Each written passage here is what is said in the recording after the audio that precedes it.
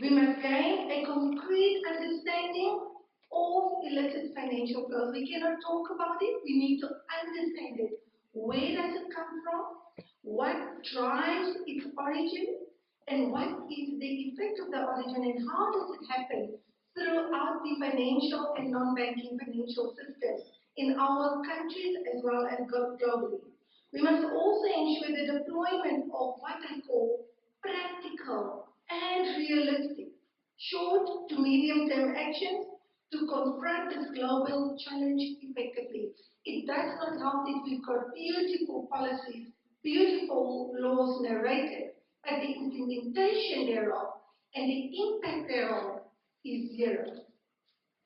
Director of ceremonies, ladies and gentlemen, illicit financial flows threaten countries' ability overall to achieve the 2030 agenda and sustainable development goals. They form a critical component of this agenda. It truly, again, if you read all the literature available around illicit flows, it re-emphasizes that it diverts resources from sustainable and inclusive development, and we cannot sit idle and have an armchair approach towards illicit financial flows. Risk from illicit financial flows has been recognized in Target 16.4 of the UN 2030 Agenda that calls countries to significantly reduce illicit financial flows and arms by 2030. Additionally, to strengthen the recovery and return of stolen assets and combat all forms of organized crime. If we do not do that, we will continuously bleed, not only as Namibia, but as a region, as a continent, and as a globe. In July 2017, the UN General Assembly adopted a Sustainable Development Goal indicator framework with indicator 16.4.1 to measure the total value of inward and outward illicit financial flows. And I want to add to that also illicit financial flows flowing nationally in the financial system. The Addis Ababa Action Agenda on Finance and Development similarly calls for a redoubling of efforts to reduce illicit financial flows by 2030 substantially. In this regard, Namibia indeed did not sit idle, nor had an armchair approach towards illicit financial flows, as for its third year of existence, our National Task Force on Illicit Financial Flows, under the capable leadership of Mr. Brian Asset and Ms. Benalau Kapenda, have commenced with the assistance of UNECA and now also with the assistance of the AU High-Level Panel to develop a methodology to assist us in understanding the sources of and measure illicit financial flows in Namibia, from Namibia, and to Namibia. A first report in this regard is expected to be finalized before June 2022, and it promises to have an interesting content that can help us to further sharpen our national sword in preventing and combating illicit financial flows effectively.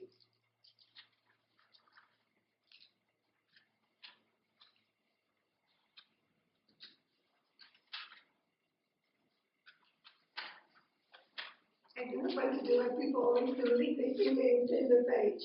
Sorry. Ladies and gentlemen, in conclusion, it is worth mentioning that the Namibian government's commitment and resolve is unquestionable.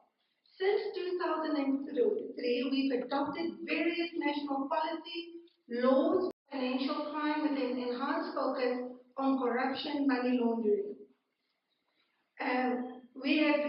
We have recorded an improvement in strengthening of the Namibian private sector response as well as the Namibian law enforcement response to organized crime and corruption, which are significant drivers of illicit financial flows. The representation of various ministries, offices, and agencies as well as private sectors at this workshop and beyond is a testimony to the commitment of our government and all its stakeholders to root out illicit financial flows at its core and allow for better domestic resource mobilization for the sustainable development of our country, our region, our continent, and the world at large for the benefit of all Namibians, all Africans, and all residents of this world. None of us can do it alone, but together we truly can be phenomenal in realizing global objectives, continental objectives, Namibia's objectives to root out illicit financial flows at its core.